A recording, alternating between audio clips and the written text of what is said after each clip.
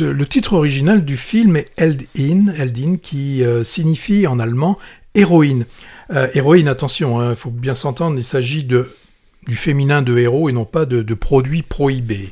Alors, puisque de l'héroïne, on en trouve certainement dans là où elle travaille, où travaille Floria, qui est une infirmière, et le moins qu'on puisse dire, c'est qu'elle est dévouée et elle doit faire face à un rythme implacable d'un service hospitalier qui, de plus, enfin je pense que c'est un peu tout, c'est en sous-effectif. Alors là, on va suivre Floria qui essaye tout au long de sa vacation, d'être celle qui va apporter de l'humanité à tous ces malades là dans cet hôpital.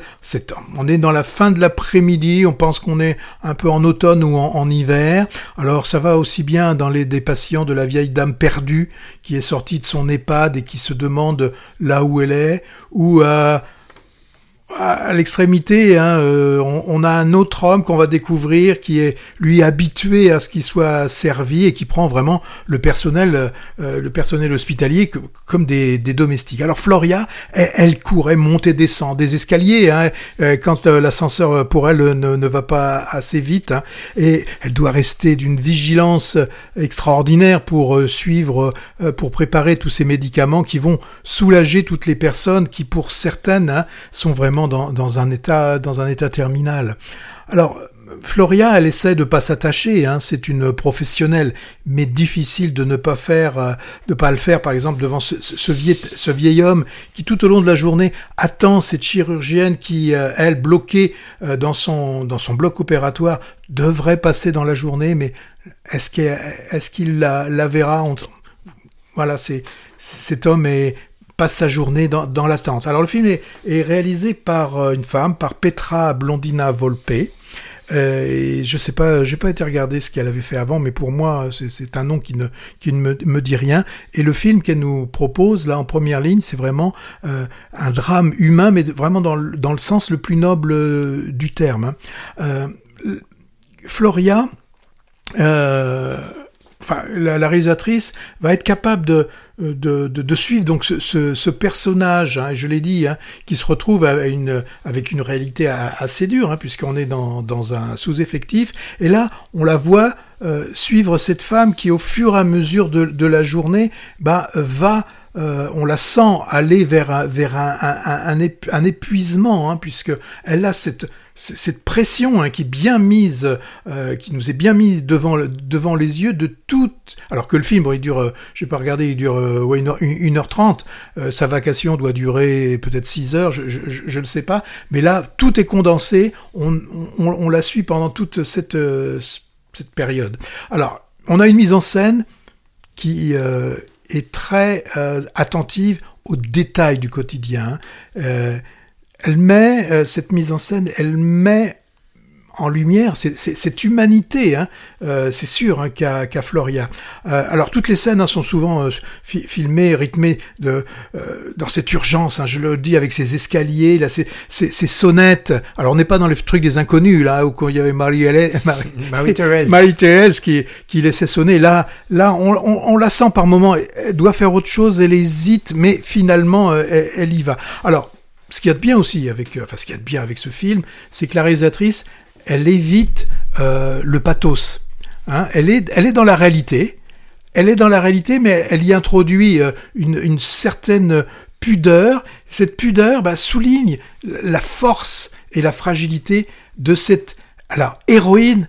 Et je vais rajouter derrière ordinaire. C'est une héroïne ordinaire, parce que pour la plupart de ce personnel soignant, ils sont dans cette situation. Alors le film, d'un point de vue purement cinéma, on est plus, j'allais dire, dans le côté documentaire. Mais néanmoins, il y a le côté suspense qui monte tout au long du film, mais en évitant aussi, parce que on aurait pu avoir, comme dans certains films, des moments avec des rebonds scénaristiques un peu pour relancer la machine. Là, on en a un ou deux, mais très légers. Il y a presque un côté documentaire. Oui, c'est ce que je viens de dire, si tu écoutais un petit peu, mais il écoute pas. Il y a ce côté... voilà. Je pense que la réalisatrice montre bien aussi que la difficulté que peut avoir ces personnels de ne pas s'attacher aux patients, hein. Parce qu'avec toute cette détresse et cette solitude qu'il y a dans chaque chambre, ça deviendrait compliqué pour ce personnel.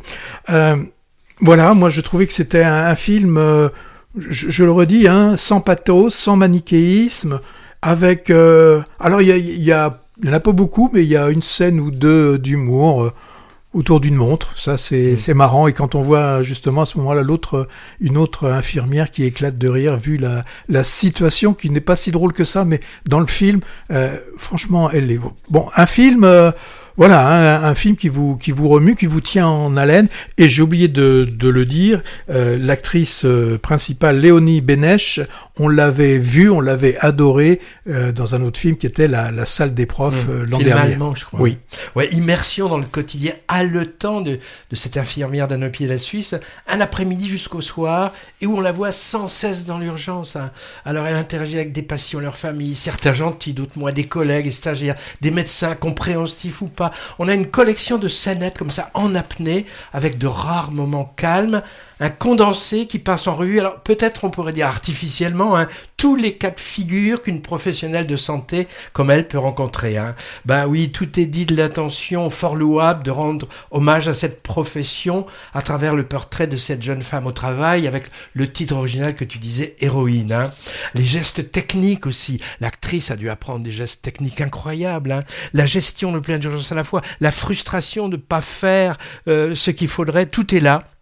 Parfaitement mis en scène avec cette actrice incroyable. Alors si l'histoire aurait pu être réalisée dans n'importe quel autre pays occidental, hein, autre que la Suisse, hein, avec les mêmes problèmes, le sous-effectif, d'ailleurs c'est souligné par des cartons à la fin du film. Alors deux choses me sont venues à l'esprit après la vision en première ligne, l'une positive, l'autre négative. Alors si le spectateur potentiel, patient, ne l'était pas avant, je pense qu'il sera, après la vision rendue obligatoire du film, parfaitement compréhensif et respectueux des personnels hospitaliers. Ça, c'est le positif. Le négatif, c'est que c'est le genre de truc qui peut décourager des vocations, donc à ne surtout pas montrer à des élèves infirmiers ou infirmières sous peine de désertion. Hein. Alors, les infirmières sont à l'honneur en cette rentrée cinématographique, hein, avec bientôt à l'affiche L'intérêt d'Adam, mettant en scène une autre professionnelle hospitalière dévouée, interprétée par Léa Drucker cette fois, en cause peut-être la prochaine fois.